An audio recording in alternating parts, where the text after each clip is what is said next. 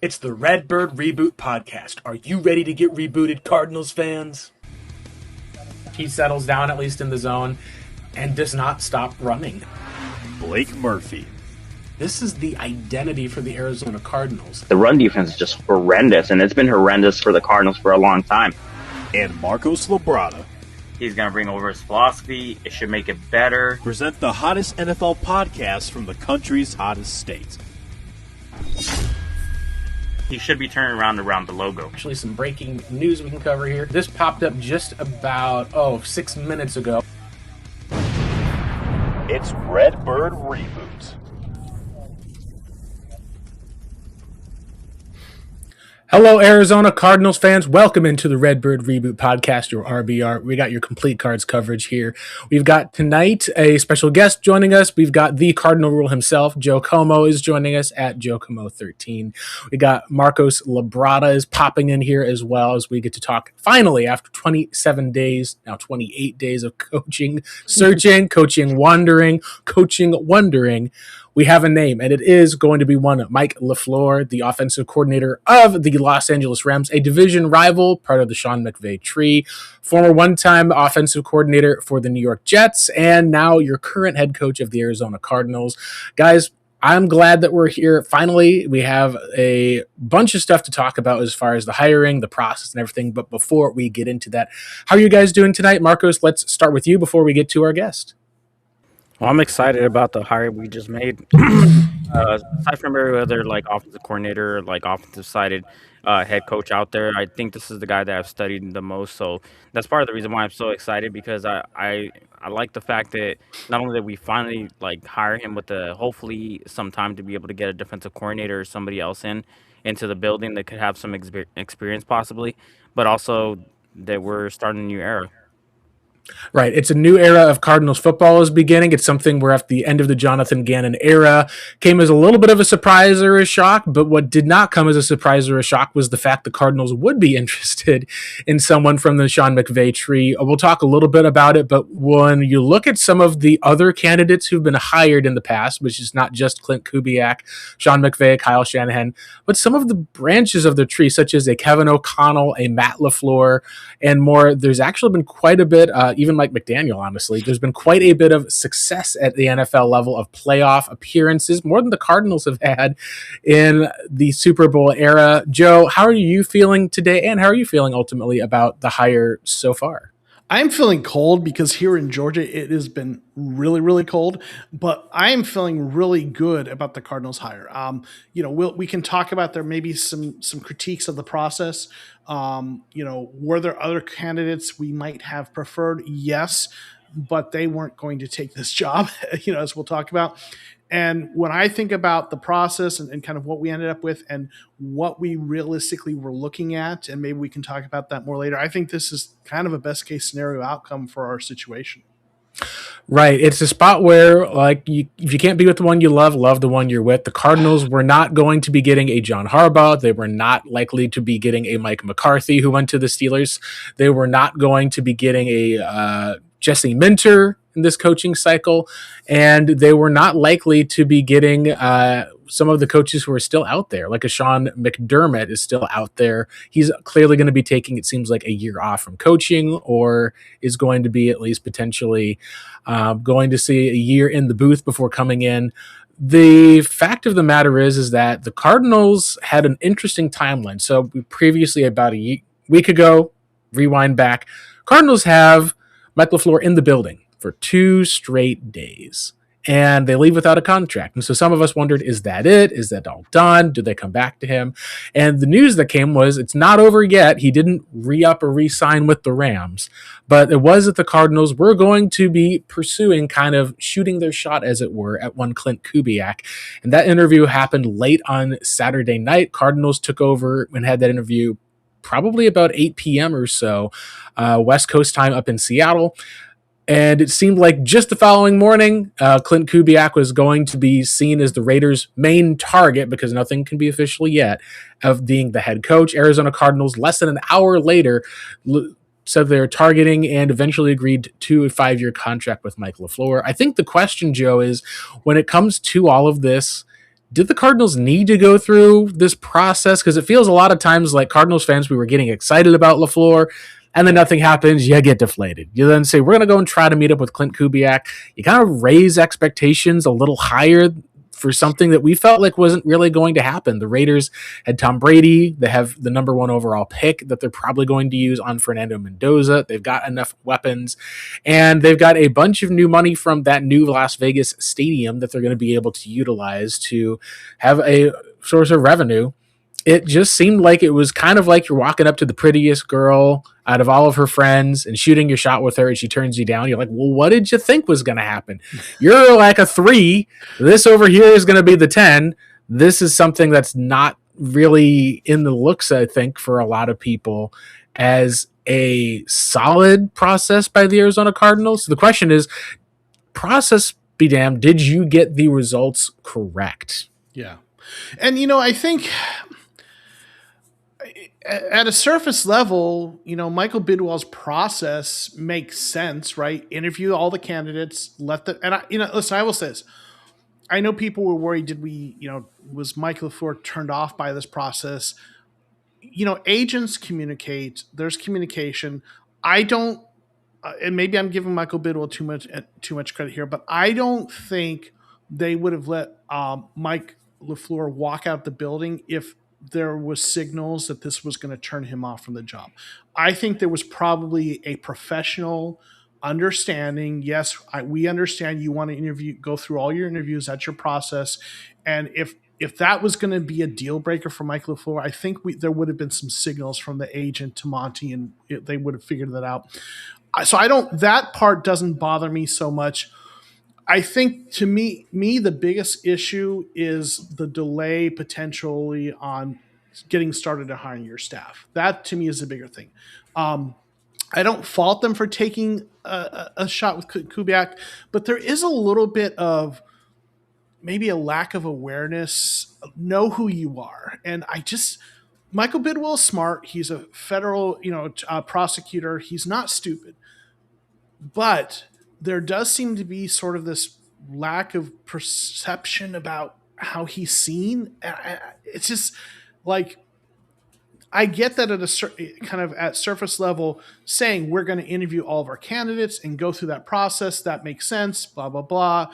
We think we have a shot with Clint Kubiak, but you really didn't, right? There's there's ties between his family and, his father and some of the folks there, with Raiders, and there's just, I think it's the general manager, I believe. And there's just, I just feel like Michael Bidwell kind of saw himself as a 7 instead of a 3 when he went up to that 10, right? And so I think there was just not quite a full awareness of knowing really who we are. And I love the Cardinals, as you know, that's why I'm here. But I get it. This was there was a poll that was done of executives that this was the least attractive job in the cycle. And as much as Cardinals fans wanted to debate that with the Raiders and the Browns, I get it. Division's tough. Owner, the quarterback situation. So it felt like a lack of awareness to go through with that process. I'd agree at least that. Marcos, what do you think as far as this is something that's very different, I think, from the Cardinals search? Because previously they interviewed a ton of guys when they were hiring Jonathan Gannon, interviewed a ton of different places, and we're all kind of like, okay, they're really going to go with like a Mike Kafka. They're really going to go with a Lou Anarumo. They end up actually waiting for Jonathan Gannon, even tampered a little bit in order to be able to get him as the last hire. This feels like it's definitely a different sort of situation. A lot of Cardinals fans at least feel glad that LaFleur has been the hire, but what do you think as far as with how the search went? Because it's had some mixed opinions from a lot of people, especially with the Cardinals shooting their shot with Clint Kubiak and then going back to someone who's clearly their second choice, although maybe the highest choice that would have chosen them back as well. Well, I'm gonna have my reservations about Clint. So my issue was that they were gonna try to get the hottest head coaching candidate that was an offensive coordinator for a Super Bowl team because of kind of so much not so much about hey, is he not worthy of it scheme wise? Yeah, he is worth of it scheme wise, but that's not to say that he was going to be the perfect candidate for what the Cardinals wanted to do, and and I would say that when it comes to like the Shanahan portion or the Kubiak portion and the McVay portion, which is itself like a separate division of that same type of scheme, the McVay side of things is always the one that always seems to change it up and evolve within certain iterations. Now, let me give you an example. 2018, it was the jet sweep before the pre-snap jet sweep by a tight end or a wide receiver that is a pseudo tight end to block the backside of a split zone run. That was the iteration that they were running. They went to the Super Bowl with that because they had somebody like Jared Goff that could do the rollouts from under center and find like his first and second read and get it to him. What did the Patriots do once they played him in that Super Bowl? They instantaneously said, "We're going to go 1-6 on our. We're going to go six defensive linemen and then one linebacker in the second level because what we're going to do is we're gonna have them come up and then knock that guy on his ass who's jet sweeping to take away that first read." And then they evolved, so they went, okay, what do we do next? So they went a little bit more shotgun centric with Matthew Stafford and let him do his whole like, hey, I know where I'm going to throw. I'm going to pick apart the defenses like I usually do. But then that started getting figured out. So then they started going to flood concepts. So they went into flood concepts. That's when they went against the Bengals, won the Super Bowl, executing a lot of flood concepts and making that the mainstay with the backside dig. Then they had to evolve again. And as I've said so many times before, what is the next evolvement? It's the gap insert offense where they're using a pseudo tight end to do that. So when you get somebody from that tree that's learning how to be able to evolve, and you're getting that guy, and you're saying, hey, here, we need you to coach our offense, and we need you to have an offensive coordinator to be under you, but you're going to be the offensive play caller, but you're going to teach him. If he succeeds and takes on that same mindset and philosophy, you'll never have to lose him because he's your head coach. Yeah, and something I think that I'm going to touch on that you talked about, which is going to be the gap scheme concepts, at least, and how the Rams offense has just evolved from originally being more of an outside zone concept to more gap based scheme items. That was something that JP Acosta of CBS Sports talked about. He said that was something that Sean McVay, when you're thinking of that 2021 Super Bowl run that they actually ended up winning with the Rams and Matthew Stafford, that afterwards in 2022, it was just a dismal, awful year. The only reason why the Rams finished in third and ended up actually being better was because the Cardinals were worse in that year, of course. But he was able to kind of shift a lot of these flood concepts, even what we'd talk about being an outside zone based scheme. So if you're thinking of outside zone, what you want to think of at least is going to be a lot of athletic moving guards that are going to be kind of getting up, moving around, and then getting guys free on the outside. That opens up room for bootlegs, opens up room for other types of play action. That's going to be part of, like, when we're talking about some of the scheme and some of the film.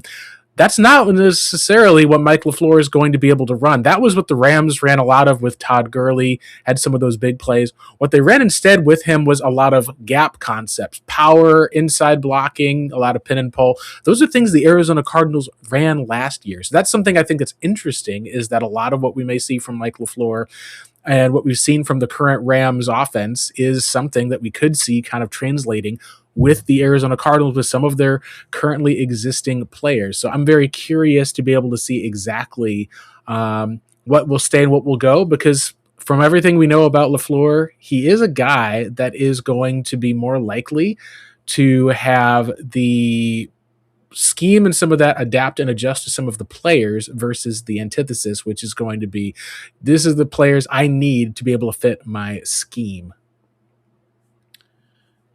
Yeah, that makes sense. And, that is going to be kind of a big question, especially when we look at the running back position. What do they do? Because, everyone's kind of assumed James Conner's is going to be gone, right? Which he may.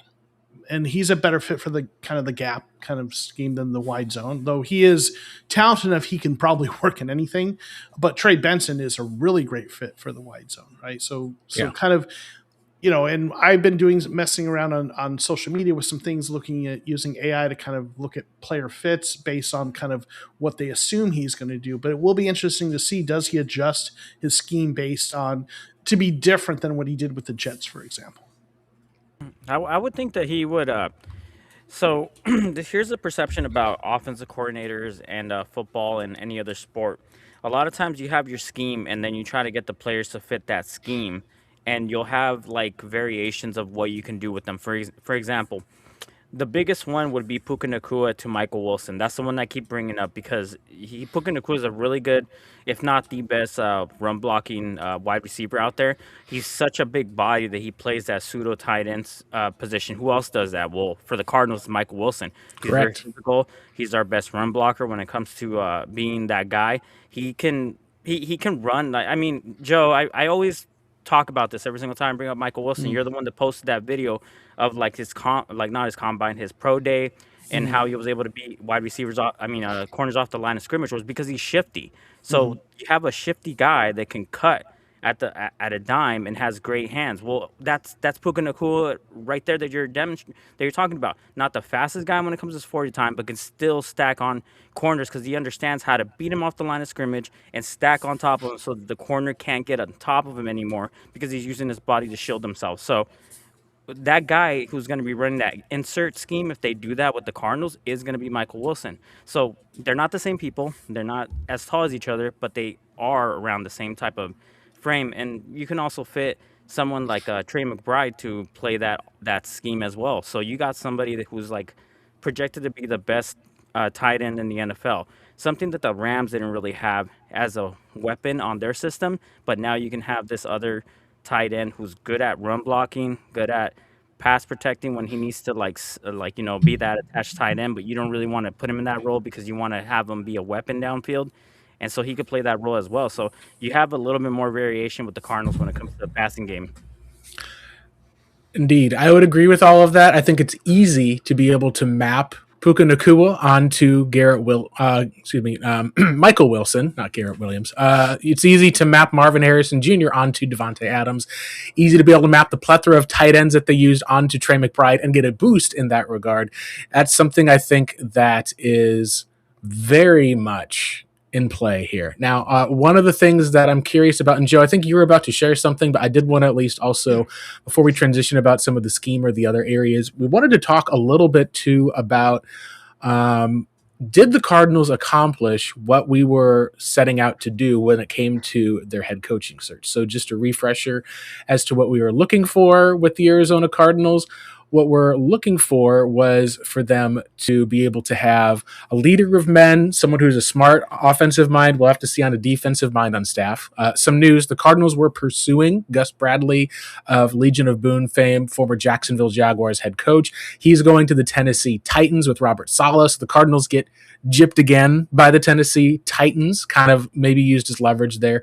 You want someone who can keep up with the rest of the West, has experience at the NFL level, a history of winning from the franchises, and then also we want to make sure that there's ability for fundamentals on the defensive level. And then the question was, do we have a connection to Monty Ossenfort? Joe, I think the biggest question that remains to be seen is this a leader of men candidate? Because when you're talking about a smart offensive mind, someone who knows the West, there's 12 plus years of experience, despite being only 38 years old. It's not that you're seeing a lack of experience for Mike LaFleur. He's had experience at everything from a play caller to a coordinator to a coach. Only thing he hasn't had is head coaching experience. But he's come from a winning franchise and he's come from a dysfunctional franchise such as the Jets. What do you think as far as, is this going to be something that it remains to be seen when it comes to the leader of men, and if that is going to be Mike LaFleur? I think to get to the position he was at, there has to be some element of being a leader and a teacher. You don't get to being an offensive coordinator with the Jets as young as he was. You don't get to being, in the role he was with the Rams, but he is younger. And, there were, the whispers that they were wanting to pair him with Raheem Morris. I don't know if that's accurate or not. But, it will be interesting to see who they hire for their DC. If they go with a truly a veteran who, someone who's had head coaching experience, someone like Schwartz who's out there, or someone like that. I know they were talking Bradley. That might give you a little bit of indicator of how they're viewing that. And, when you're talking about head coaches, there's this whole debate about offensive versus defensive coaches. And my view has always been, if you're going defense, it better be an elite leader of men type and culture builder. If you're going offense, and you can find that elite, leader of men, so to speak, then you've really got quite the combination. But if you're going offense and you find someone who isn't as next level in that as like a Mike Tomlin is, I think he can still make it work and help him have him grow into that.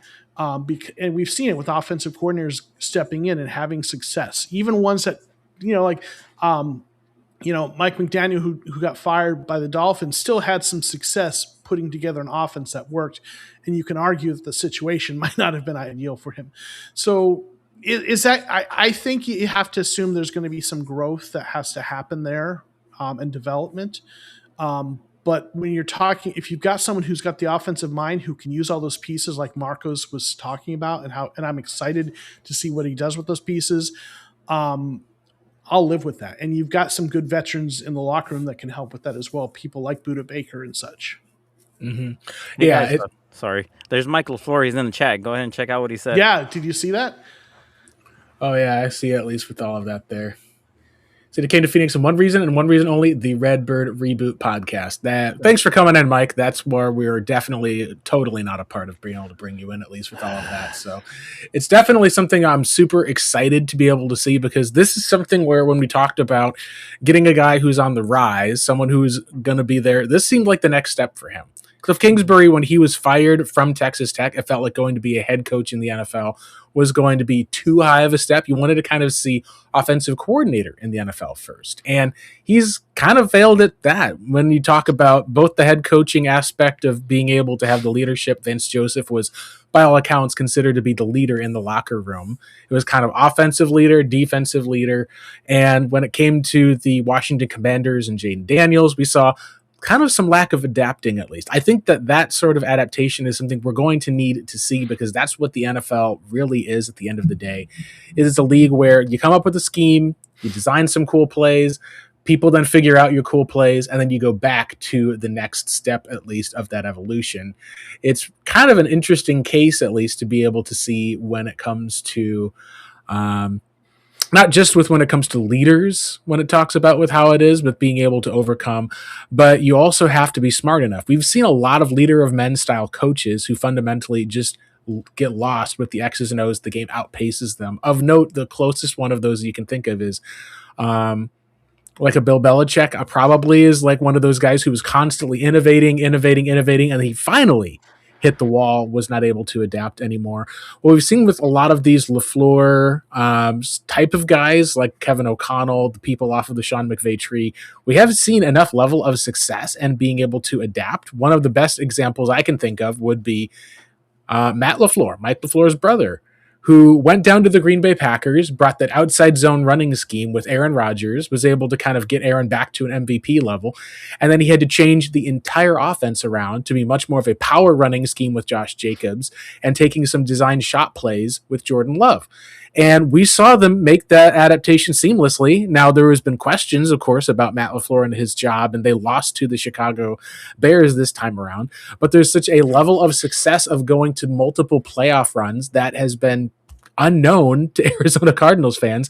This is a Cardinals team that has not made the postseason since 2021, going on 5 years now since 2021, and they have not won a playoff game since the 2015 season, back with the win over the Green Bay Packers, with that Carson Palmer Hail Larry play where Larry Fitzgerald just ran the length of the field. This is a down spot for the franchise, and this is where we're going to shift into some of the negatives of the hire, which is this was a guy who was only interviewed by two teams, the Raiders and the Cardinals. He wasn't highly in demand, sought after, wanted by many of the other teams. It was someone who, even Nate Scheelhaus, the guy who's going to probably replace him with the Rams, was the guy that teams seem more interested to talk to, and a lot of teams seem to have a little bit more affinity for, although it seemed like it was a year early for him. It's a spot where this is kind of a place for the Cardinals fans. You're kind of hoping for the best, and I don't think that you necessarily need to prepare for the worst. I think that we can all say, when you're talking about some of the names that we bandied about, with the Vance Josephs of the world, with Anthony Weavers of the world, with even one of the possible things we'd wondered was, hey, did the Cardinals interview Ron Rivera? and maybe they bring him in for a 1-year coach because nobody else wants to kind of sign a deal to coach here. So you're going to have to kind of take Ron Rivera for a year or so. This is a much better outcome, I think, at least, than what we could have seen, because you can't deal with hypotheticals, honestly. We could never deal with the Jim Harbaughs of the world, the Sean McDermotts of the world. You can only deal with reality, which is who's going to coach your team is who you have wants to coach your team. And in that case, I think the Cardinals did well enough for where the Cardinals are. It's going to remain to be seen what that looks like. And we'll talk a little bit more with how they're going to be able to build this team for the future, Joe. Yeah, absolutely. And, we were talked about this kind of earlier when we first started. Anyone who thought we were going to get a John Harbaugh or anything like that was just, was delusional. So there are a lot of people who wanted an experienced coach, which the problem with that was the good experienced coaches weren't coming here, right?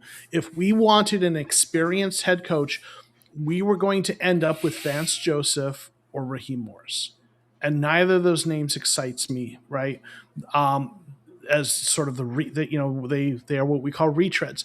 So the next best thing was to get an up and comer. And Clint Kubiak was the belle of the ball in that regard. And as we saw, we even took our shot. We didn't get him. Maybe we had to take a lottery ticket on an up and comer to see if we can catch, as I said before, lightning in a bottle. Now, you can disagree about the lottery ticket we picked, right? Maybe you would have preferred Campanelli, right, or maybe Thomas Brown, right, or a different lottery ticket. And you can argue that we took too long to buy the lottery ticket. Mm-hmm. But getting a lottery ticket of an up-and-coming coach was the best-case scenario. And all things being equal, I would take an offense over a defensive coach in that regard, if all things being equal. So, we'll see how it pans out. But I really think this was kind of the best kind of outcome we were going to get, was an up-and-coming offensive mind who was willing to take the job. And there are legitimate reasons to be excited about the potential. But again, we have to wait and see. As far as like the negatives are concerned, everything needs to be seen as an individual type of case, because we didn't know who was going to become available when the season ended and when we were in our coaching hire, because John Harbaugh wasn't fired right away, and neither was not Josh McDaniels, Mike McDaniels. We didn't know he was going to get fired. We didn't know that Sean McDermott was going to get fired. We had no idea that these people were going to become available, and obviously those guys hit the top of the rank, especially like John Harbaugh.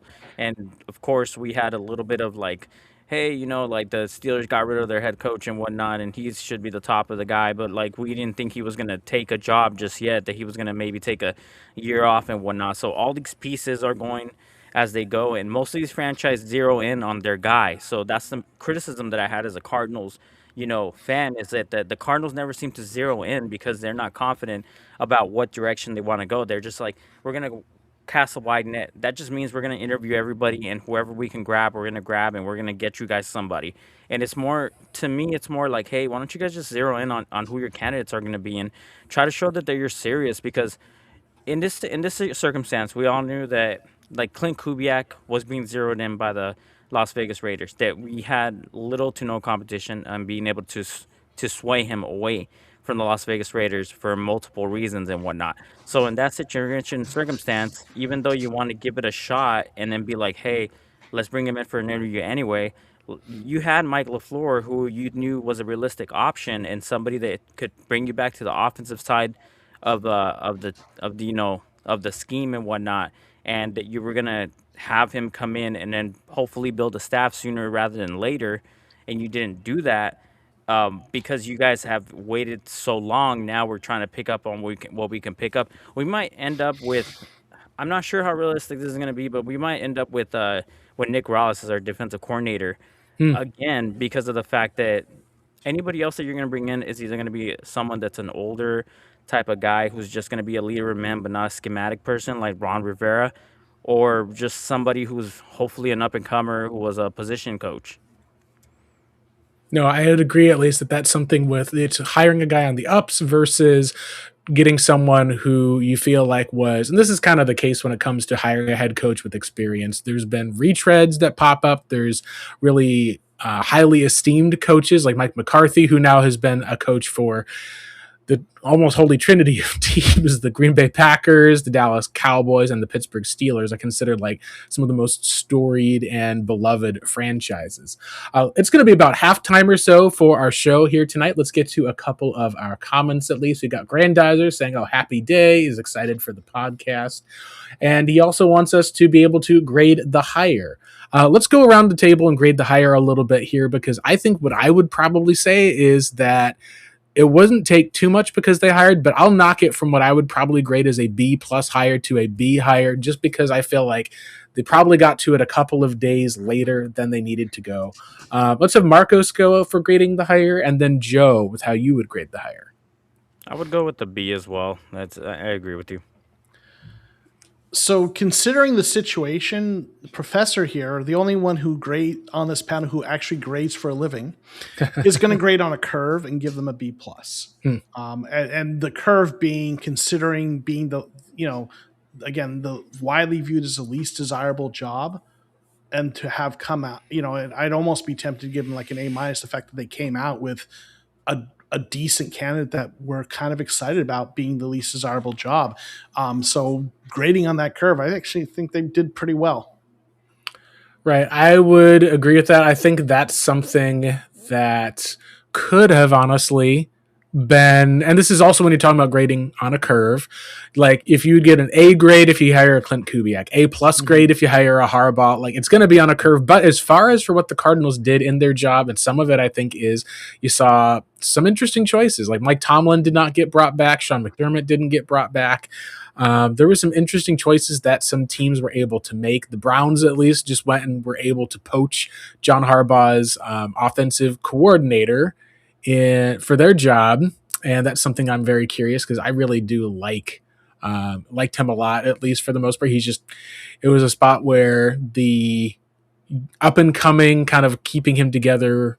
I think it was, the keeping their defensive coordinator with someone like a Nate Scheelhaase was something that the Browns seemed like it would have been an option, and maybe that one went from a home run hire to a little less. But I liked most all of the hires this year. Joe Brady was just straight up promoted into his gig, which is something that's interesting. So that's very unique. I know Accelerator going back into the comments was amazed at the hire because he never struck me as the type to put up with a bid will. I think that's where a lot of people have always looked at. It is one of 32, but he could have gone back to the Rams. He had the option of going back to another team, and that's something that I think is very unique when it comes to the Arizona Cardinals, is that we've saw in the past that Jonathan Gannon was willing to take on a rebuild. This is a semi-rebuild job, and this is not someone who's a defensive CEO type. This is a leader of man, rah-rah type that Jonathan Gannon was. This is like a young, hot, up-and-coming coordinator that is going to be the type that's going to be there. We got a couple of questions at least that are going to pop off. So this is one of the most interesting ones for halftime. From Grandizer, will the Cardinals front office try to tie Kyler Murray to LaFleur, or LaFleur get to choose his own quarterback in free agency or the draft? That is really an interesting question, at least, to bring up at least. I think, honestly, at this point, maybe I'm crazy, but I think the Kyler Murray ship has sailed. I think that's going to be a Matty Ossenfort decision. I think they'll try to trade him in the offseason, try to get their own quarterback. And what we saw with Jacoby Brissett was, even when it seemed like Kyler was going to be healthy, they continued to roll with Brissett. It would not shock me if we end up seeing this kind of be a rebuild sort of year, and then it's 2027 that the Cardinals will try to address quarterback, although there could be other ways of doing that do not necessarily involve tanking the whole season away for that top draft pick. Marcos, what do you think as far as the Cardinals front office? Do you think they try to tie Kyler to LaFleur? I don't think they try to tie him, but I know if McFleur wants Kyler Murray, they'll keep him. That's if he wants him. I don't know if let's just say he came over and interviewed, and then he said, "Okay, you know what? I know you've had your past discrepancies with what's happened with the scheme and Kyler Murray, but I believe that I can make him fit this scheme and I can push him to the next level here with my system and whatnot, and I can adapt his skill set." If he goes up and he says that to a Michael Bidwell and a Monty Ossenfort, I believe that Monty Ossenfort will be like, "All right, we'll give you Kyler Murray. We'll keep him on the books. We still have him, obviously. We'll give him another year, and if it works out with you, obviously you have all off season to be able to put him in that scheme." It's not to say that a lot of that scheme isn't different from what they've already been teaching the guys and whatnot. There's just going to be some different like language that's probably going to be like uh, basically different type of language that's going to be used in this circumstance and whatnot, and there'll be some different timing things. Do I think that that's what's going to happen? I can't see that happening because if he has all the film last year, and here's a big difference between what Michael Fleur does with his offense or what the offense of Sean McVay does than what Drew Petzing had to do with Kyler Murray. Rollouts are a definite thing that he can do. Obviously, the bootleg is not hard for him to be able to do that. It's not too much saying that it's timing based because you're just rolling out. A lot of what they do is a straight play action 3 to 5 step drop, meaning like you turn around, you don't roll out, you're going straight back, you hit the back of your foot, and then you have to hit your target. A lot of those targets are over the middle. We've seen that Kyler Murray can't hit over the middle consistently. So if he has to take that part of his playbook out of it, you can't have like an offense that's going to run to the timing to that what they need. And obviously, a lot of what they've had was Matthew Stafford, who's not to say he's not the most immobile guy, but he's not known for like, hey, we're gonna put this guy and have him do some choice like some QB routes or not some QB like options and when read options. No, we're gonna keep him in the pocket as much as he can. He's the type of person that has feel and is Right. gonna be able to move her in the pocket. So that's why I don't think they're gonna keep him. But you never know. I would agree with that, Joe. How do you feel about with Kyler Murray? Because I think he's probably the Cardinals' best quarterback option for next year, but I don't even consider him to be an option because it feels like that bridge has been burned. You know, Brett Colvin tweeted something that I thought was interesting. He said, and I'm just going to read it real quick. He said, part of me thinks Mike LaFleur keeps Kyler because he remembers what it was like to run an offense without any quarterback that was even close to average, and he never wants to do that again. And that's an interesting argument. And I posted something on Twitter about, that I don't think the bridges have been burned so irreparably that if LaFleur wanted him, that wouldn't be a possibility. Went back and forth with someone on Twitter who claimed that he used to work in the building, who was certain that the decision's already been made. Michael Bidwell's decided to move on, and this person was certain that the agent's been told, and he didn't have inside sources. It was just his own speculations, but that gets weight if he really worked in the building. He was someone who had a background in media, so he's reading the tea leaves, saying it's done. There's no way he's coming back. I'm not a person who believes in stating something as certain until you have all the details and inside information. From my perspective, I think this is kind of where it's at. It's possible that Michael Bidwell has made his decision and Kyler's gone. Mm-hmm. But there's also a small possibility that if LaFleur came in and said, I really want Kyler, I want to work with him, even if it's just for a year or two until I can draft and develop my own guy, I think there's a possibility that Kyler could be back. What I don't think is going to happen is that LaFleur will be saddled with Kyler against his wishes. Mm-hmm. The I only would way think that Kyler's too. back is if LaFleur stands on the table for him, in my opinion. Yeah, I would agree with all of those takes, at least for those. So it makes a lot of sense. A couple more comments here before we get done with halftime here with the Redbird Reboot podcast. Dana, Red Feather Workshop, saying the search was concerning because it felt unplanned. You have a target. You don't interview 16 to 17 coaches. I think that that's something you agree with. It also seems like they probably were having to interview those coaches while waiting for someone like a Mike LaFleur or a Clint Kubiak. I think it makes a lot of sense when you take a look at that Clint Kubiak was probably their number one target, and as a result you feel like you got gypped or got your second best guy. That's something that Lorenzo says as well, says that it's an A- to B+ coaching hire, may go higher or lower with the coordinators, but D to F with the process. It took too long and then missing out on your choice of coordinators, such as missing out on the likes of Gus Bradley for today. Guys, there's been a lot of questions coming in. We'll try to get to as many of those as we can at the end of our show. Thank you guys so much for submitting those. Let's go and shift gears a little bit and now talk about some of the fit for current players, some of the fit when it comes to the Arizona Cardinals and Mike LaFleur, because it feels like we've talked a little bit about the fit with Marvin Harrison Jr. and others. There's going to be some impending free agents or other players as far as for how that fits. And Joe, you've done some work, I know, at least with whether checking in AI or just being able to kind of pull in some of your opinions. It feels like in a lot of cases, this is something that we're really going to see the Arizona Cardinals be able to actually, in some cases, flourish with having some good grades from some guys and some poor grades for other players they have on their squad. Well, and let me start with a little bit of a disclaimer here. I know AI is kind of something that it's polarizing. It is imperfect. It is a new technology, but it's here to stay. So I'm trying to get in good with our future AI overlords and hope that they will show me mercy. But I've been using Gemini to do some analysis, and I've been giving it prompts and parameters and checking and rechecking, and there's a whole iterative process where you kind of give it prompts, test it, and then give it feedback and refine it, and it still doesn't always come up right. But one of the things I asked it to do was develop player archetypes for the LaFleur system for positional archetypes. What do you want your quarterback to look like? What do you want your receivers to look like, et cetera? And then I had it analyze the Cardinals roster. I also did this for Kubiak. As an aside, Kyler Murray was a better fit for the Kubiak, at least according to the AI model, than than he is for the LaFleur model, right? But this is kind of, I had it rate them on a 1 to 10 scale. And Kyler Murray was a 7. Brissett was a better fit because of his rhythmic on schedule passing style.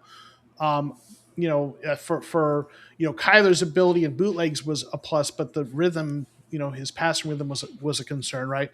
And I won't go through every single player, but some highlights. Benson, at least if they do in the wide zone, the one cut running style, and I know Marco's talked about maybe that might not be exactly what they're doing, but Benson is viewed as a really good fit for that. And so that's really interesting. Connor is not viewed as good of a fit. Connor might be a little bit scheme kind of, versatile in that regard because of what a good player is. But with the injury and his age, we'll see. They really like Marvin Harrison Jr., as a fit. Michael Wilson, a strong fit. McBride, the prototype. Right? I mean, he can fit in anything. But I think you talked about this is a better tight end than the LaFleur's ever had to work with. And I think that I'm excited to see what he does with them. Ryman's blocking is a plus. Paris Johnson Jr. is a good fit. Gaines is a good fit. There's a number of good fits on the rosters. And on the offensive line, there's a handful of guys. Froholt's an 8 out of 10 here. Isaiah Adams, they had a more of a 7 out of 10. I think his mobility for the wide zone assumption wasn't as good. But there's some players to work with on the offense, at least, to whatever degree you buy into, this analysis, based on these archetypes, there are some pieces to work with. And, Brissett being the better fit, that does lead me to kind of wonder, is the question with LaFleur and Kyler is, Kyler has some certain skill sets that are very elite. Does LaFleur buy into those skills and want to work with them? Or does he want to take a Brissett and maybe draft a quarterback on day 2 or 3 and wait till next year to really fix a quarterback position? But this is kind of what I came up with on that analysis. Hey, look at that, Gemini. I think it's great. I have that on my computer too. Yeah, it's some great stuff that's pulled over there, Joe. What's funny, at least, is that it doesn't even talk about the likes of Michael Carter or Bam Knight, who were actually on Mike LaFleur's staff or I should say his team, when he was on staff back in 2022. It's interesting, at least, too, with Breece Hall as a free agent for this next year. And I believe that he was actually kept out because he was potentially going to be franchise tagged, I think is what some of the analysis you'd ran to, at least, was how that said. Yes. But there's a very interesting possibility of you could have Breece Hall running the ball with Michael Carter and Bam Knight, and then Trey Benson, while coming back from the injury, could end up being the 4th running back there. And this was another thing I posted, I think is what you're referring to, is I came up with had it come up with a list of some free agents, right? And Kenneth Walker was the running back, but it didn't include, as you mentioned, Breece Hall because the AI. And I asked it why, and it said it thought it was going to be franchise. Some people think he's not going to be. But there's some, you talked about good blocking receivers, and Juwan Jennings is arguably the best blocking receiver in the NFL, right? There's some interesting guard options and tackle options here, and center Tyler Linderbaum. But yeah, this is kind of what came up with from just asking to give me like 10 potential free agents. Yeah, what's interesting about some of the fit is Wan'Dale Robinson reminds me a little bit of, he's like Greg Dortch on steroids is a good way to think of it. He's a small guy, but he actually had almost 1,000 yards this year. I think that the way that it's set up personally, I don't think that the Cardinals are going to need to look for too much of a slot thing versus utilizing the guys that they already have. I could see it being where Michael Wilson ends up getting a lot more work out of the slot with these 12 and 13 personnel sets, because we saw this year the Rams, they ran more 13 personnel than anybody. Last year, the Cardinals ran more 13 personnel than anybody. This year, it changed because of the injury to Tip Ryman and the lack of a run game meant the Cardinals, they had to go bombs away pretty much every single down because they had no run game. I think that Tyler Linderbaum is someone who's going to be an expensive free agent, but you're pointing out Elijah Vera Tucker, someone who was drafted and has spent time with LaFleur before. That's one of those interesting fits as far as being able to get your left guard in place, paying a lot of money for someone who's there who's still young. If there's going to be one of those splash sort of plays, I could see that being the case. Javonte Williams being mentioned as well. I could see him going back to the Cowboys potentially as well. And then when it comes to someone like a Cade Otton, it seems like it makes a lot of sense that the Cardinals are probably not going to be looking at a Cade Otton because you already have the likes of a Trey McBride. If you wanted to run a ton of 12 personnel this year with a lot of 2 tight end sets, that would be one of the things that I would definitely look at doing if I was an Arizona Cardinals fan. Looks like we lost Joe there for a quick second. He'll be back, I think, in just a moment. Oh, there. There he goes. He's back now, folks. Yeah. He's controlling. Yeah, and I think can you hear me still? Are we good? You're good? Yes, sir. Yeah, I think center is just, I don't think they're going to go big in center in terms of spending, right? They've got, for a Holt, and they've got, I don't think you're going to spend big money there. I don't even necessarily think they're going to spend big money on guard. You've got some guys you're developing like Gaines and such. And maybe you draft someone to add to that pool, but I think the right tackle is where they have to do something. I know we really see tackle as a position to draft, which I support, but I think they're going to get one of these veterans. Someone mentioned Havenstein as a free agent potentially. Colton McKivitz here. Whoever it is, I think they've got to get a veteran tackle on this roster, and then you can draft someone who will be that person's replacement. Yeah, I think that makes a whole lot of sense. Marcos, you have any thoughts at least about just looking at the free agent list as far as adding to the team, some other stuff? I think the biggest free agent question that I have is going to be at quarterback. When it comes to with quarterback, I don't see the Cardinals getting, and I think that I'm going to pull up some of the free agent lists. I don't see the Cardinals getting guys who are previously with the likes of Mike LaFleur. The guys who were there would be like a Zach Wilson, who you don't really want as a starter. They do have a Joe Flacco, who actually did pretty well as a spot starter, but seems like he would be a backup. It feels like in a lot of cases, a lot of people would be saying, do you just roll with Jacoby Brissett and Keaton Slovis? Maybe you do bring up a veteran backup at least who's able to start a couple of games if you need to, or if Jacoby ends up getting hurt, God forbid. But it seems like this is a spot where a lot of people have wondered, could the Cardinals look at drafting a quarterback this year or next year? And a lot of, I think, what it comes down to is how the Cardinals are going to actually address the amount of time. Do they want to turn this thing around quickly, or do they want to take at least a little bit of time? You kind of are split as far as for how people want to go with that, because you just come off of a 3-win season. Can you have another 5 or 6 win season? That's something that remains to be seen. What do you think as far as when it comes to some of the fit with LaFleur for free agents? Well, one of the big names obviously is going to be the guy that Jake brought up in the chat, was Malik Willis. So he's the guy that seems to be one of the guys that the Cardinals are supposedly going to target, whatnot, because of Matt LaFleur's connection with his own brother and whatnot, and obviously him running the scheme over. And Monty Ossenfort too. He was part of the team that drafted him back with Tennessee Titans. Exactly. So if you have that 2 pairings, and then you think to yourself, hey, we'll see how this turns out. But in a scenario like that, you're trying to win games, obviously, because you're not looking for a tank machine at that point. Do you go with Jacoby Brissett again and hope that you do a tank season with a, second coming of another, like, let's just say we keep Nick Rallis as a defensive coordinator. You say, hey, Nick, just go bombs away. Who cares what you call? We're trying to lose out this season so we can get a higher draft pick and whatnot. And then you take the pressure off of someone like Nick Rallis, and somehow he does better. I'm just joking. I'm saying, like, they're just making him play. I'm saying he can't be that. Like, look, I know I've been hard on Nick Rallis, but I'm not saying that he can he can be that bad if he tries, and he can. But I have some things to say about Nick Ross later. The whole point is if they're making him tank in that situation, then sure, you can roll with the guy you just had who was your tank commander in Jacoby Brissett. But if you're trying to win games, you're going to want to sign somebody else to come in and have Jacoby Brissett as your backup. And if he's the leader, he's your guy that you think you can win games with, Jacoby Brissett, then why not sign Mike White? And I'm not sure if he's still under contract with the Dolphins and whatnot, but we've seen him play really well with Mike LaFleur as his offensive play caller. So why not try to bring him over as to become a backup? If he's on contract, obviously you have to trade for him. If not, sign him right now. There is another interesting quarterback, at least, that is going to be out there that has experience with the LaFleur system, and that would be Jimmy Garoppolo at 34 years old.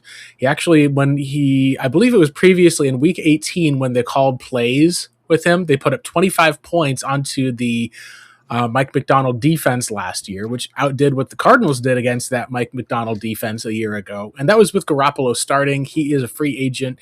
It would honestly not shock me if we end up going into this year and it's going to be a Jimmy Garoppolo sort of as the starter, Jacoby Brissett as the backup sort of a season where the Cardinals are able to have a guy who is a step above what you're able to see from the likes of a Jacoby Brissett, but maybe a step back from having this young, up-and-coming rookie starter.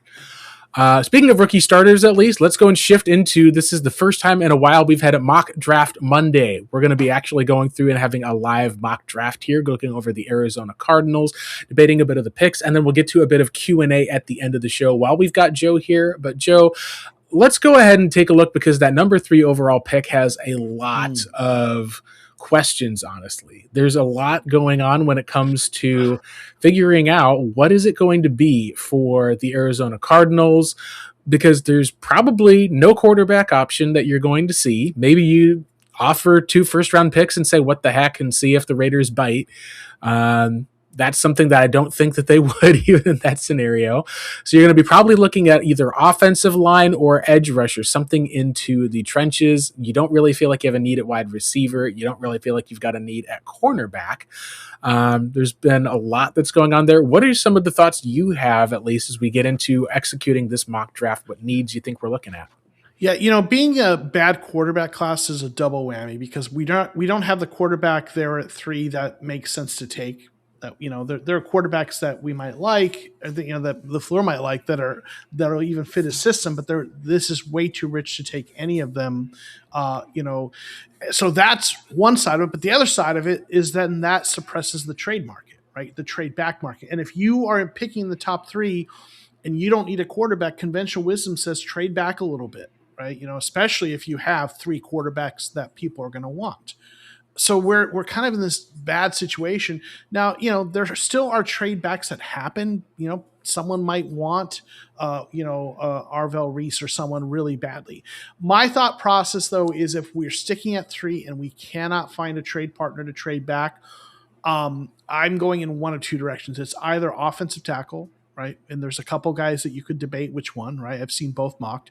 Or I'm going elite edge rusher. And, some people like Reese as sort of a Micah Parsons type, sort of hybrid edge.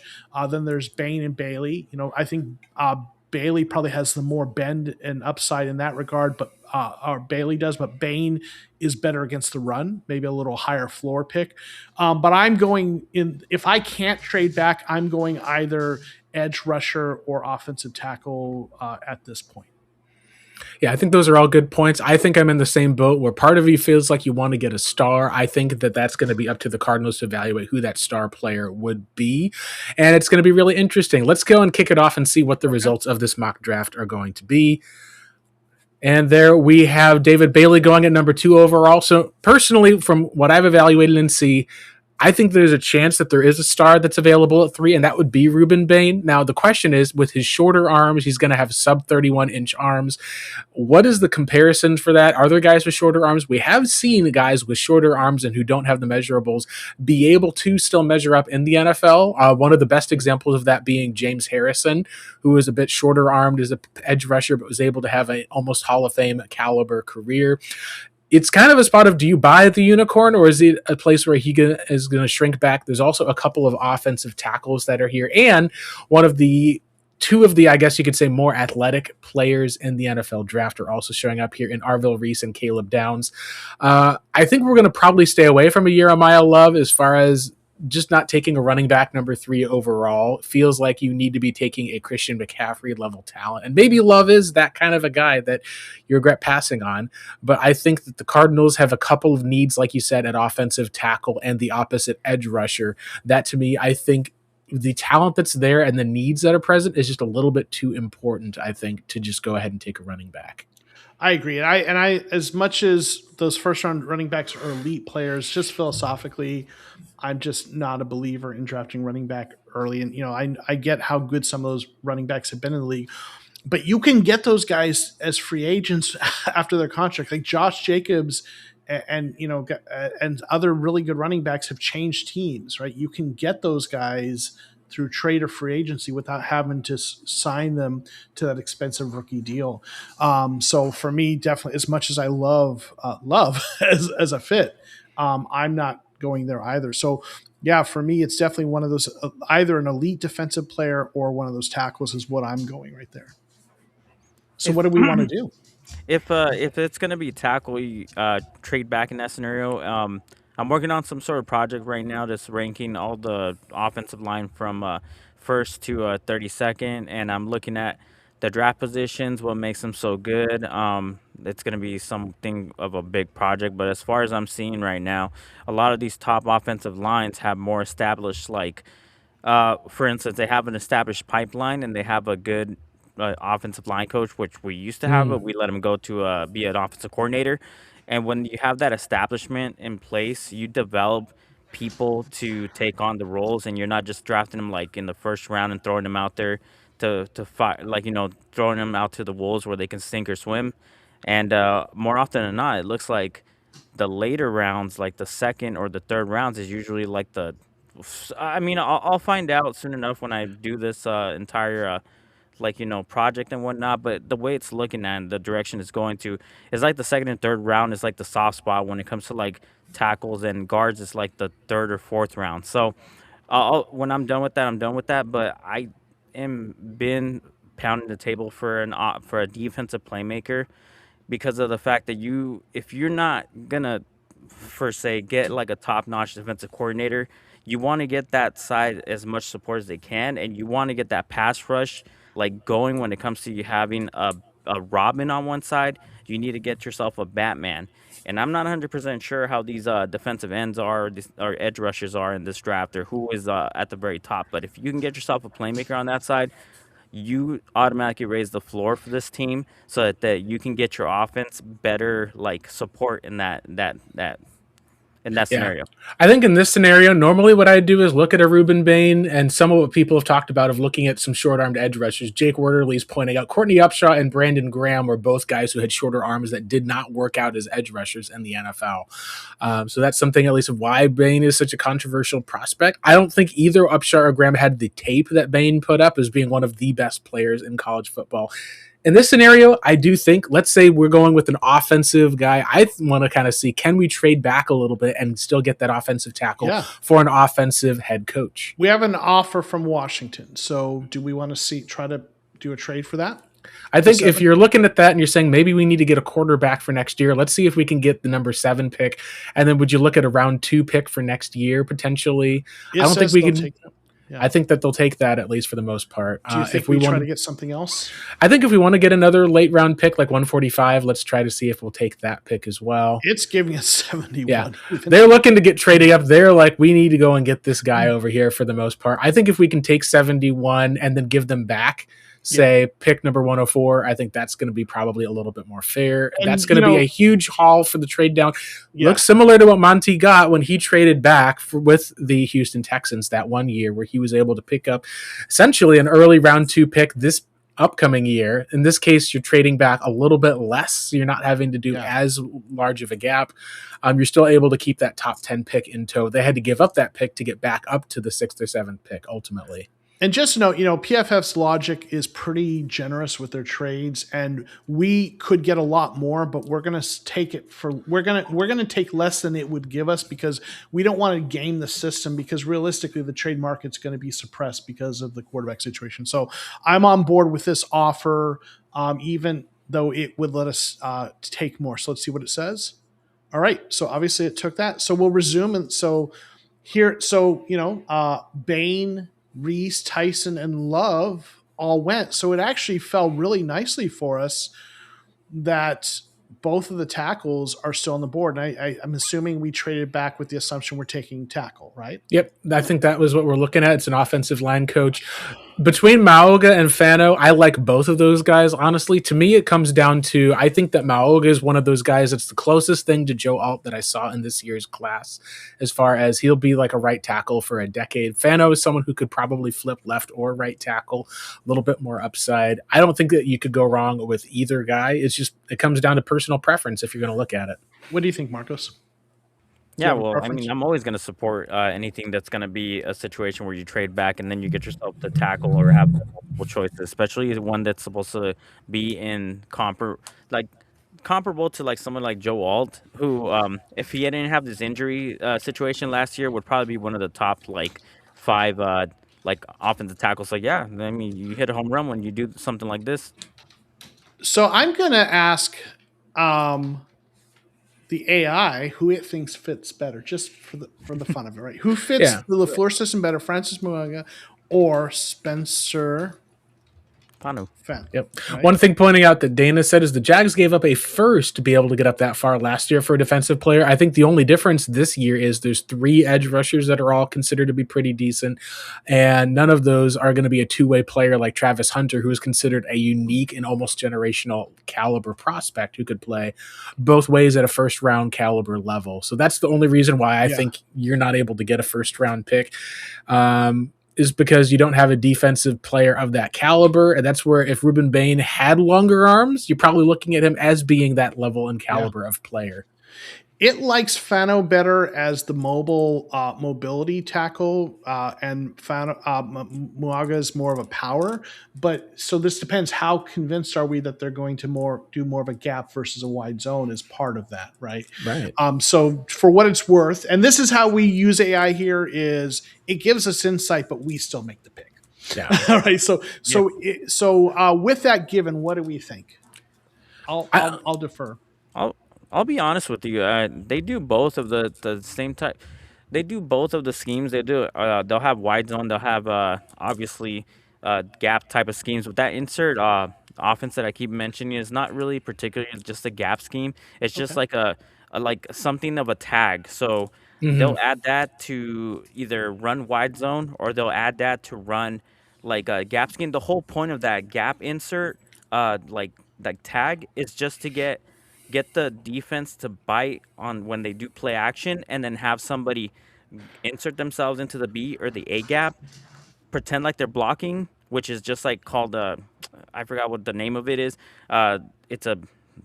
Anyways, they're going to pretend like they're blocking and then they run a route out of it. So to be able to get the jump on a defense and get somebody wide open. So they could do that from either like type of gap scheme. Yeah. So Evan's asking, do they both played right tackle, right? So either one. So I'm going to vote for Muaga, and I could go either way. But I am on board with going with Muaga there. All right, so we good? Okay. Let's get it. So we took Francis Muaga, and now we're going to get through to the second round. Oh, Freeling is one of my favorite tackles in this draft. I think in reality he will go in the back end of the first round. But this is if we didn't go tackle here and he was there, oh boy, this is the guy I would have taken. That's where you could have gone with the likes. You get a better tackle, but you could have gone with the edge rusher at pick number 3. Now, granted, we do get an extra 3rd round pick as a result to deal with now too. Yeah, but the cliff from like the first like edge rusher to like the 2nd and 3rd and 4th is a big drop, though. It's a huge drop. Yep. Yeah, that's part of why I've said, like, if it was up to me, I would have just run to the podium with Ruben Bain at least. But I like the option for the offensive coach here. Questions on Ty Simpson. I think, and this is going to be my early take, I think that Ty Simpson is still going to probably go either somewhere in the first or second round. But I would not be shocked if Garrett Nussmeier ends up actually kind of getting close to kind of seize that quarterback 3 level role. He had a good Senior Bowl week, big strong arm kid, but he does have turnover issues, doesn't quite have the same ability as others. His comp that I actually had was very similar to a Jacoby Brissett. So you're talking about, do you really want to get a second Jacoby Brissett, or do you say you're getting a younger, more athletic type of guy potentially who had some time with injury and is finally healthy again? I don't know if I would take a quarterback in this scenario. If you were looking to take it a Ty Simpson, then you're kind of gambling that a guy with that few amount of starts is going to properly develop. It's a great I think if you were able to convince me that you sit Ty Simpson for the entire 2026 and then in 2027, you're going to say that he's going to be as capable as some of these other players and the Cardinals are going to win out of that top 5 draft range for a quarterback, then you could sell me on that. I think the Cardinals as it sits are still going to be potentially in a space, and we've traded back for the opportunity to trade up in the future for one of those quarterback picks. I want to throw a name out there to consider. It's a little early positionally. I do think he's going to go in this round, but it's one of my players I really hope we get is Jadarian Price, running back, the other Notre Dame running back. I think he's a really great fit. I just did my little AI analysis. It gives him an 8 of 10 fit, a strong fit for the one cut. He's a lot of people have him as a second running back. Some people have the guy from Washington, but he's not going to be here when we pick in round 3. If he, in real life, at least he might be in this mock, but realistically, if we want him, we probably got to take him in round 2. Now that you could do that with a trade back scenario or a trade up scenario.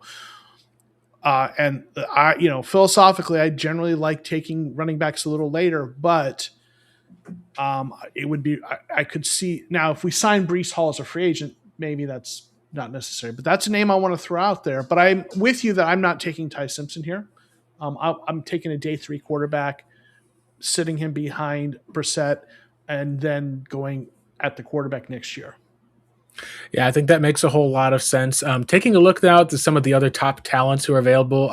Warren, if you look at McNeil Warren, he's more of a box safety. I don't think that you take him unless you decide this is a tear down. Buda Baker's going to be traded to get another young talent in here. I think you're going to probably want to have someone like Buda at least for the leadership role and then some of that continuity.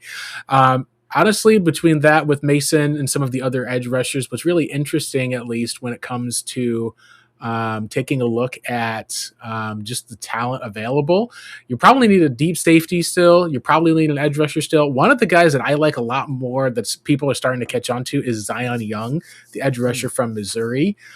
He's one of the guys that has a lot of upside here. As far as he had 8 sacks last year, it was someone who at least played a lot on the edge rushing spot, has a good ability. He's someone who I think at least is at 6'5", 262, a lot more prototypical size and speed. He's got some bendiness to him as well. That would be one of the guys I'd consider. But here, I'm going to be a little of a swerve here from what Monty Austinfort normally drafts. I think with a new defensive coordinator coming in, you may have 2 new linebackers you may need this year. So you got Cody Simon, who was calling, but he's a 5th-round pick from an old regime. I could see Anthony Hill Jr. being the pick here because you may need to get 2 new starting linebackers with a new defensive coordinator. Now, if you're keeping the same defensive coordinator with Nick Rallis, he was formerly a linebackers coach. I think getting him a little bit of a better talent as far as someone who played a whole lot in the box, was able to have a high number of tackles this past year, played on that Texas defense. I would pick Anthony Hill Jr. here and get them a little bit more talent for that defense. You're not addressing edge. You're not addressing some of those positions that are premium, but you are being able to fix a big issue with your defense. That would be one of the spots I would lean toward versus, like as Marcos is saying, the edge rushers who are definitely a tiered below in this scenario. I really like getting a defensive player because we did go tackle, helping that side of the ball. We'll probably be offensive heavy in this mock draft overall. But getting a good defensive player here, I like. I take in many of my mock drafts, I end up taking Anthony Hill. I like the idea of getting your green dot. And to the point, like the edge rushers, when you get back to this point, you start to get more of those developmental guys that we already have a few, the BJ Ojalaris of the world, that we kind of already have that guy that we're developing. So, going edge early when you're getting that kind of, blue chip guy is a little different. Yeah.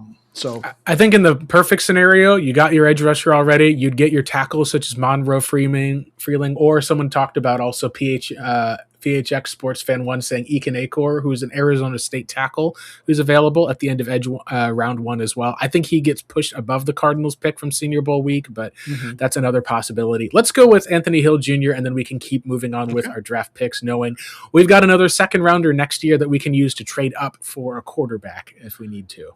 So here we are in the third round with pick 65. And I'm going to just ask our AI overlord for some feedback, but just to get its recommendations on some players and their fits. So we've gone offensive tackle and the defense linebacker.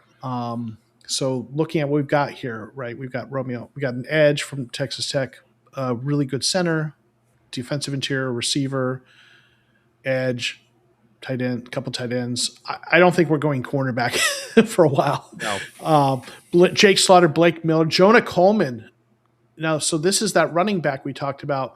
Now, with the AI has Connor Law as a 9 out of 10 fit if we're running center. Blake Miller, a good fit, but we already got a tackle. Jonah Coleman is a good fit. Jennings Dunker's here, but he'll be gone by here, I think. Chase Besantis, though I've seen mock drafts with him as high as first round. Then you even have Garrett Nussmeier, who I know had small hand measurements, but he had a really good Senior Bowl. But you know, I was talking about running back last round. Again, if they bring in Breece Hall, maybe that's enough. They don't do that, but to me, Coleman's worth considering here. Yep. I think Coleman's worth considering. I do like Blake Miller as a tackle option there. I think Garrett Nussmeier is one of the other things that's interesting as a round 3 quarterback potential option if you wanted to get someone who's younger. Jacob Rodriguez would be one of those guys who he was really sticky and strong in coverage. We already got our linebacker, of course. That kind of shows every time you draft a player, sometimes a player you like is there around further. Carson Beck. One of the things I'll say about Connor Liu, who's at the top of your list, he's a center only. He played only center in college. The question I'd have is, do you think that it's worth taking a guy as a center who's center only to either develop, or could it be a spot where you could say, hey, this is a potential upgrade we have from Froholt? Do we keep Froholt for another year, move Froholt to the left guard or right guard spot? I think it's probably a little bit too far gone to be able to say that this is the guy you have to go with. It's a bummer that Jadarian Price is off the board, because that would have been one of the guys that I definitely would have looked at here, and I don't believe he's on the board for you in your mock draft, because the Cardinals do need to get a little bit of help on their offensive line, and then they could take a piece from any spot on the defensive line as well.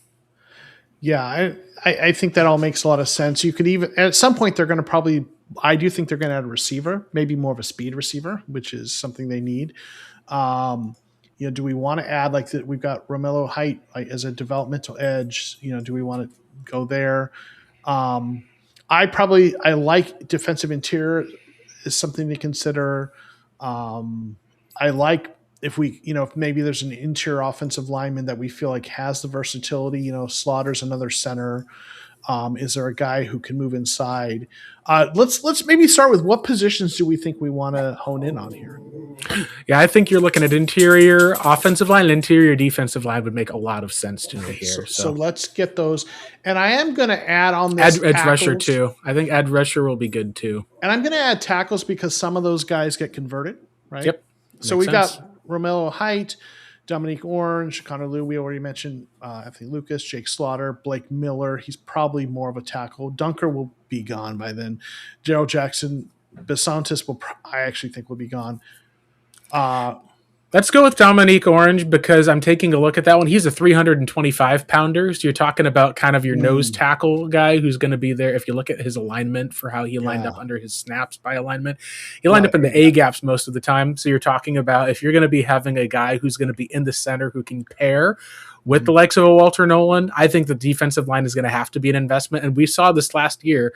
Cardinals need defensive linemen up front to be able to keep the linebackers clean. That's a very modern NFL staple that comes with the Vic Fangio system. I think you could double dip on defensive line with last year's Walter Nolan, and this year I would not be shocked. I would think that Lou's the better player, but you'd have to figure out the interior guard spot, and he may not start year one. You could get an instant impact from Orange year one, which, there's nothing that rhymes with Orange, but you could definitely take him. And then Darrell Jackson Jr., I believe, is also another guy. Yeah. He's more of a B gap player. You're going to probably be looking at the B gap players. You're going to hopefully have Walter Nolan there. You'll probably hope for Calais Campbell on one final season. We'll see if that ends up being the case or not, but that's what I would go with in this scenario. That makes sense. And they really do, like we have so many veterans that we brought in to make the defensive line better. Guys like Tomlinson and such, but like we're going to need to add some. You need to keep adding some players to that, right? Because young players, we have Walter Nolan. We hope he's healthy. We have Darius Robinson, who has been very disappointing, right? And then you don't have a lot of other young players there, right? So I think that makes a lot of sense. So we'll grab him. So here we go.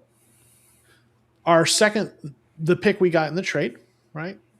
We've got some receivers, tight ends. You still got Dalen Everett on the board there. I like that one as far as we got questions at cornerback that are still there. Okay. You got one guy that I do like, though, is Coleman in that spot. Yeah. I tell you, I would have taken Coleman last pick. The fact that he's just still there with cornerback. I mean, there's some good players there, but we have so many guys. I just really think they're going to develop the guys in house that have showed promise. There's so many. I think that's my sense. We'll see, but I have a hard time seeing go cornerback. Watch Monty take 3 of them and make me foolish. I know, right? But I really like Coleman there. That's in real reality, he might be gone, but I really like having that. Let's go and draft Coleman there at least. Okay. That way we can keep going through and moving with a draft here. Now we're going to have to 141. I agree. Yep. Okay. Drew Aller. Wow. Yeah. Now I want to take a quick moment to talk about quarterbacks, and let's see who's on the board. But I want to just mention this, okay? Now, unfortunately, the guy I was hoping for wouldn't be there. But I real quick want to just mention that I did this AI analysis, and one of the things I did was fits at quarterback and running back. And a guy who is gone, who rated really high, at least as a system fit, is Cade Klubnik from Clemson. Mm-hmm. And now he's gone here. Right. But like that's a guy on day 3 I could see them targeting because, the list here thrives on movement, quick distribution, snap release, perfect for the point guard type of quarterback. The Trinidad Chambliss, Garrett Nussmeier, and Carson Beck are also as high fits there. So I just want to mention that at quarterback, but he's gone. Really, all the really good fits are gone, unfortunately, at this point. But Drew Aller is someone who I believe he's even going back to school. I don't even know if he's going to be there as far as an option. Klubnik was in the Shrine Bowl recently, so I know that he's going to be someone who's going to be declaring for the NFL draft. Yeah. I think the quarterbacks I like at this point are all kind of gone. Let me take a look here at least with that. Do you want me to bring up the quarterbacks again? I think at least we're going to be moving past at least for those. It does feel like Drew Aller's not in the Senior Bowl for the most part. He's going to be recovering for the NFL Scouting Combine. He's going to be a more prototypical lottery ticket for the most part. He had that big ankle injury for the most part, and there's a lot of typical prototypes. The biggest comp for him from what I see a lot of people listed, at the high end, it's Joe Flacco. The low end Byron Leftwich, but that's because he's 6'5" with a cannon for an arm. And so you're like, all right, well, if that's the case, at least for the most part, that would be one of those high developmental type of guys that I think is a lot easier to take in round 5 than it is to say day 2, for example, for someone on Drew Aller. He returned for his senior year, and he could have been a top quarterback prospect, and he ended up saying he was going to come back for senior year, got hurt, and it was just one of those areas of if you're someone like a Dante Moore and you're deciding to go back to school, you're going to risk a lot with injury if that's going to be the case. Yeah, absolutely. I wonder if we shouldn't look at interior offensive line though here. Yeah, I think that's one of those. Ooh, interesting. Still have a Penn State tackle. Those guys are always going to be doing pretty well, but he's normally a left tackle. Yeah. Coogan is a center who has played guard. Yep. So that's intriguing, right? And then you've got Kobe Baines, Jaden Roberts, the AI overlords, like Roberts is an 8 of 10 fit there. I also like him Shelley's for the really gap scheme. If they're going to run gap scheme, I like Jaden Roberts for that because that was what Alabama ran this year, was a lot of power gap scheme, which unfortunately Alabama, they are experiencing a lot of the issues that are popping up from NIL where they're not the dominant powerhouse that they used to be, but they still have some Yeah. good players. Yeah, they kind of even the playing field when it came to like what the powerhouse like organization powerhouse teams that are in the college football league. Yep. Roberts, I don't know what he played specifically, but Baines playing right guard, that feels like it's a great fit potentially for Arizona. Then you just have your left guard to have to figure out. Roberts played right guard. Yep. Okay, so they both were right guards then. And then Coogan is interesting because he played left guard Yep. in 2023, then center. So that's a versatile guy if you want to kind of develop him in either Honestly, position. I wouldn't mind taking any of the Indiana Hoosiers that were there this year onto my squad. So yeah. What do you? So I let's go and take one of these guys and maybe let Marcos do the tiebreaker between say Coogan, Baines, and Roberts. I like Coogan because you do need somebody who's going to be a developmental person behind as your backup center and whatnot. You don't want to throw him out into the wolves too quickly. You want to build a pipeline.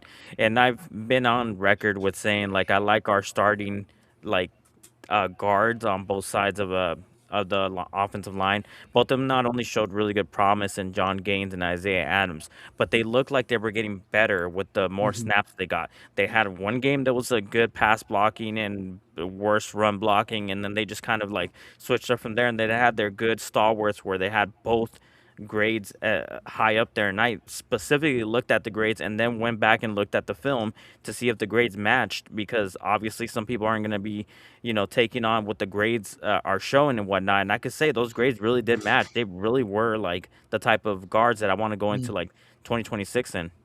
And Hayden Connor had a couple games where he showed a little promise too. So there's some guys there that I think you're going to get at least one solid starter out of those three they've got in house, if not potentially two.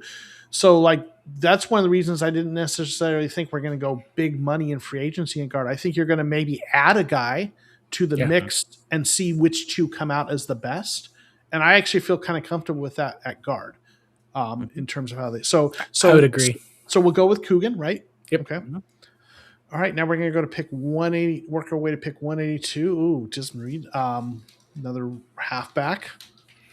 Yeah, I think adding another halfback, considering how Arizona's issues were. Now, I do like the fact that, of course, they're going to be continuing. Small. Yeah, they're going to be continuing at least with some of the other players. Where did Nwokobia line up? Did he line up as a box safety or a deep safety more often? So let's see. Looks like he went all over the place and even manned the slot. That seems like that's going to be useful because I think Keaton Crawford is the guy who probably is the deep safety. You're probably going to be looking at having Rabbit play next to Buda Baker, but you do need a developmental safety long term. He'll also get some play on special teams early enough. It's kind of weird to say, but you got Jalen Thompson probably leaving in free agency this year. Let me throw one more name. Brendan Thompson, a speed receiver. Oh, yeah. Right? Small, but a guy to take the top off. 170 pounds, though. That's very slight. Small. Like one of the things that someone brought up at least was that the Rams actually, as far as the receivers that they have this year, they've got Tutu Atwell as a free agent this year. He's like 165 pounds and 5'9". If you want a small speedster off the top, I'd just sign him in free agency potentially versus spending the draft pick.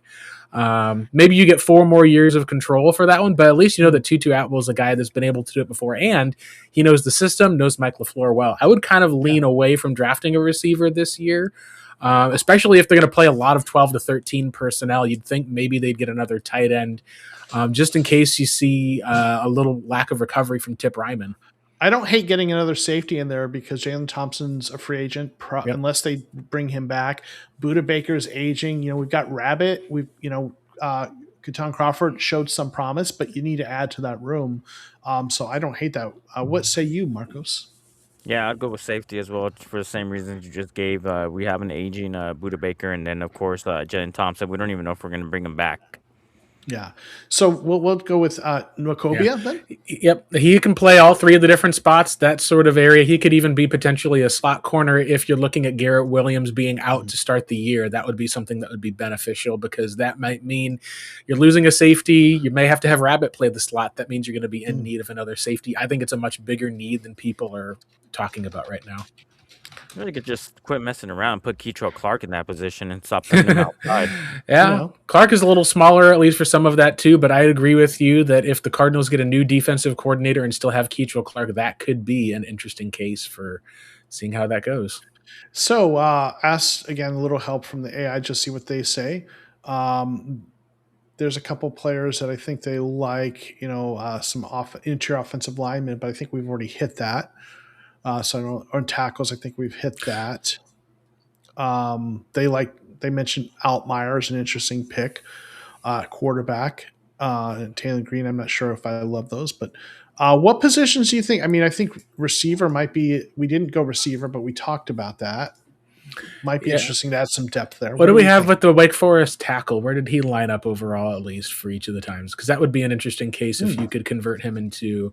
Yeah, he looks like a right tackle at least for the most part. You already got the guy that you're looking at that you took in Moauga, so unless you're going to be kind of moving him in as seeing as a guard, I was curious if he had any. A lot of times left tackles can be left guards. It's a lot harder with right tackle because usually your left tackle is going to be the guy who's going to have the athleticism.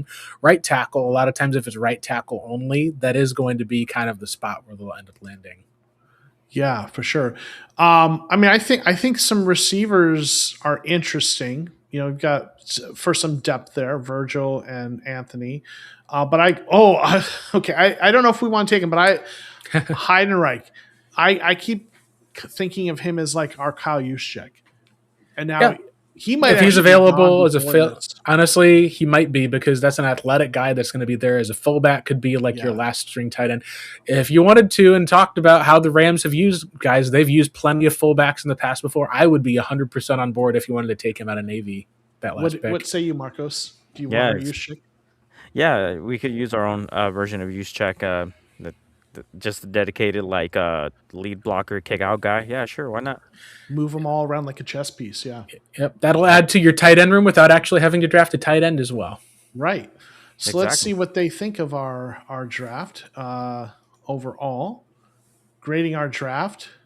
So here's the grades. Got a B for the first pick, C, B minus B, C, B minus C plus B. We got a B. It didn't love our draft, but it's not always the best pick. What kind of overall thoughts about the draft, gentlemen?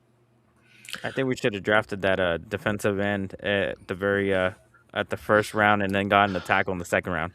Yeah, yep. I think that's a good takeaway is that the top three guys, and I think the Cardinals could stay at 3 this year. Take one of those edge rushers and then get the tackle in the second round would seem like it makes a lot of sense. Things can always change. I love Moauga, so I said I'd have no issues with that, but I'd agree that I think that for a right tackle, you're probably going to be better off going and trying to get the star pass rusher to pair with Josh Sweat, giving you an identity on defense, and then trying to get the right tackle a little bit later would make the most sense. And I think that's a really important point, and that's also one of the things that's led me in most of my mock drafts. I go edge first if I'm not trading back and go tackle later. If we needed our starting left tackle, it'd be a different story, right? But we have Paris Johnson Jr., and you can find good right tackles on day 2. Right, Max, we've been talking about from ASU and Dunker. There's guys like that are worth that you could probably get in round 2 if you wanted to go edge, even if Freeling doesn't. The guy I like doesn't last. So yeah, I agree. Yeah, awesome. Sounds good. I think at least as far as with some Q&A, let's see if we have any time left over for a couple of ones that we have. We got some comments I know here. Fix the O-line, draft a quarterback every year from Lorenzo. We've got Dana's letting us know that Mike LaFleur has landed in Arizona. Yeah, they've got a press conference that's going to be coming up, I believe, tomorrow at noon, which will be very fun to be able to see. We did kind of share our thoughts about the Clemson or ASU's right tackle second round. I think that would be optimal for the Cardinals. I don't know if the Ikenekor is going to be able to even make it to that second round, of course.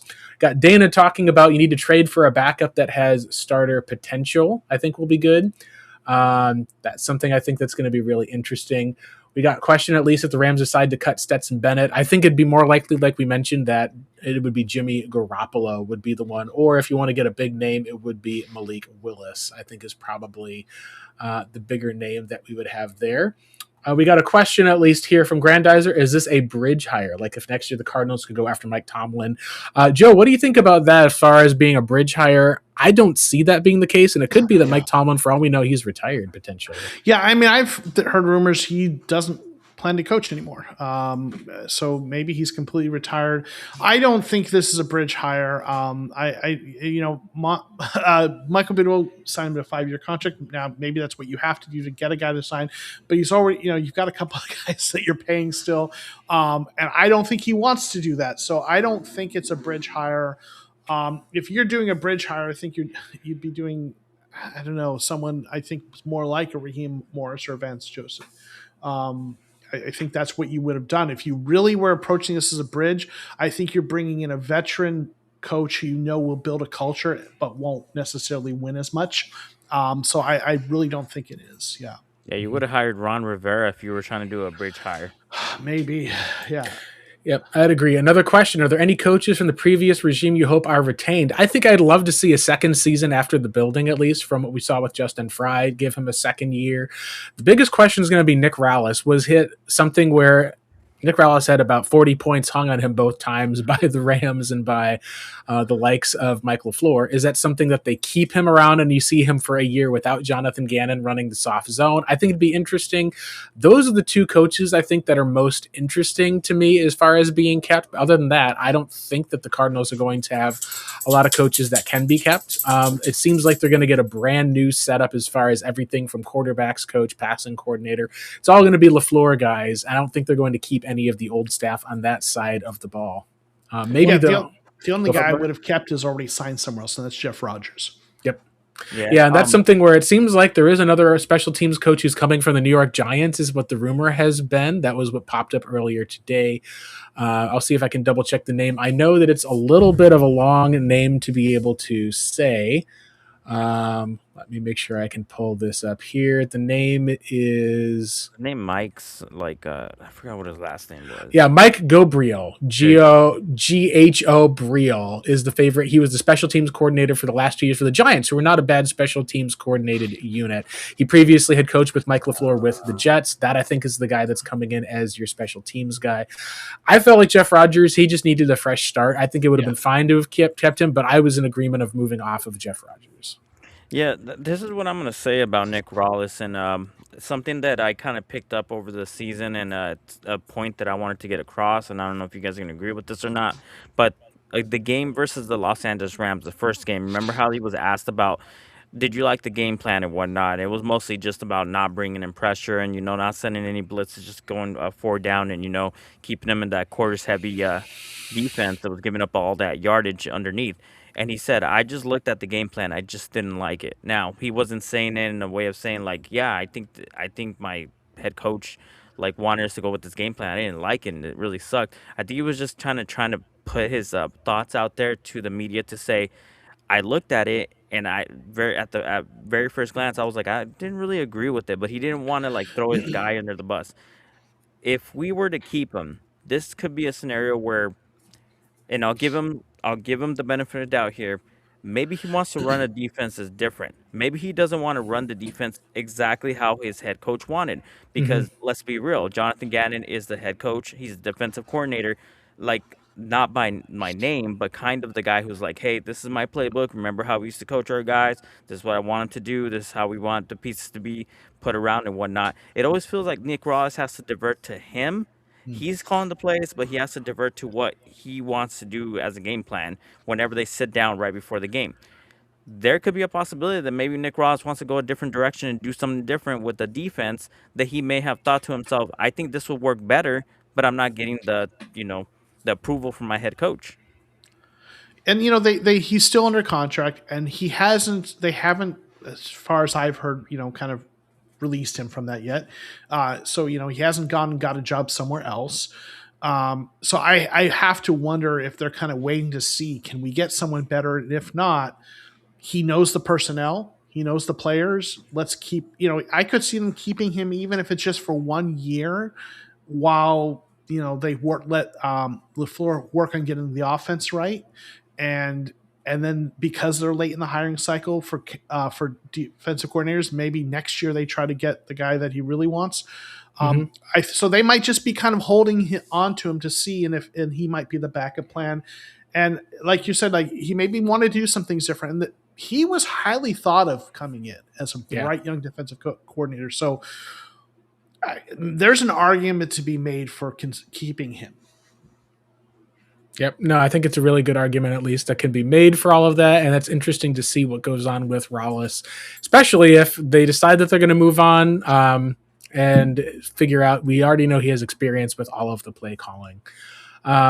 That's what we have, at least, for everything there. We got one final question from Grandizer that we'll get to with LaFleur as the head coach. Who do you like as a QB to draft this year? Like I said already, Nussmeier's probably not going to have much of the measurables, but his play has been good when healthy. Aller has the measurables, has struggled at times. I would say you probably take a guy on day 3 and expect them to potentially be a backup developmental guy who it would just be going better than Keaton Slovis. I think that you're probably going to have Jacoby under contract. Maybe he competes with another guy who knows the system like Garoppolo, but I would go all in on 2027 as the class and just roll with Jacoby for another year personally. But if you had to draft a guy, I would go with a toolsy guy like Drew Aller for the upside. Try to see if you can get that superhuman at quarterback versus trying to get a guy who, or if you're going to say, hey, we're just going to get a guy, it doesn't matter because we're getting a guy next year, then maybe you try to see if you can hit the lottery with a Nussmeier, who could be, as someone mentioned, a Tony Romo light in our chat. How about you guys if you had to draft a quarterback this year? I'm going for the tools. I really like Drew Aller if we're not going to play him right away, and especially if we get like somewhat of like we have Jacoby Brissett, but let's just say we swing for the fences and then we get the quarterback from the Green Bay Packers. Having some guy that's developing right behind that is exactly what you want to do when it comes to an organization. If it's me, and I mentioned him earlier, Clint Kubnek, Kubnik, yep. Klubnik, because like he's a scheme fit. If you look, like he had a couple of years ago, he had a really big year. I know stats in college don't always translate, but a couple of years in 2024, 36 touchdowns, 6 interceptions. A guy who is decent, NFL size, 6'2", 210, bigger than what we're used to, fits the system. Bring him in. Best case scenario, LaFleur is able to bring out of him what we saw a couple years back with Clemson in the SEC, and he's a fit, and he becomes, his version of Brock Purdy, right? Worst case scenario, it's a guy who fits the system, who you develop into your long-term backup, and then, like you said, hit the starting quarterback next year. That's kind of what I would be doing. Sounds like a good plan. All right, guys. Hey, that's going to wrap it up here for us with the Redbird Reboot podcast. If you guys want to shout out where your content can be found, Marcos is going to be at Pancake Soul, Joe at Joe Comeau 13. That's JOKOMO 13. If you guys want to talk a little bit about some of the projects that you guys are working on, and start with you, Joe. Well, first, let me do a quick shout out to Calvin, OG TCR supporter, who just jumped in to say go Cards. Calvin was the first channel member, I think one of the first channel members, I believe, definitely the first super chat, and just great dude who's been here for a while. So mock draft money's coming back soon. We got some things in the background, so we'll have some announcements. So Mock Draft Monday will be coming back with a team of folks. So I've got that going on, and obviously I'm active on Twitter, appeasing our AI overlords and doing all kinds of fun analysis and seeing what I can break with Gemini. Sounds good. Marcos, how about you and some of the content you've been working through? Well, aside from the reading that I've been doing, going back and looking at the main players now that we have the whole entire film. Oh, look, good doggy.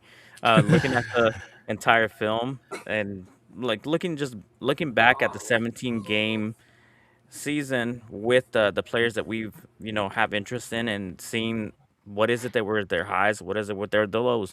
That's going to be the top thing, obviously, that you guys are going to want to tune in when it comes to somebody who like me who likes to break down the film. But the other thing that I want to do is because since we are obviously in the off season and we're going into the draft season, I've been wanting to work on this project for years. Have not done it because I'm a procrastinator, but I want to see where every position measures up and what are like the positions that are the most valuable, what draft positions they usually go to, what round, and how do you build a good defensive and offensive line. I'm starting with the offensive line, and then I'm going to move on to the defensive line right after that, just to see what organizations do to maintain that top level of offensive line play and what goes into that. Do they draft high? Do they draft often? Do they keep the same, coaching staff intact? Or is it a culture thing? For instance, you think about the Cowboys, they've always been known for, they draft high, they draft offensive line in the first round. That's why they got a good offensive line. And then you think about the Eagles, who are the opposite of that, where they're like drafting their guys all over the place, but everybody knows they got the best offensive line coach in the NFL, the highest paid offensive line coach in the NFL. And they just get a guy, they have him sit, they have the other guy starting, this guy goes down, goes to free agency, boom, we just lift up the next person to come in and take his place.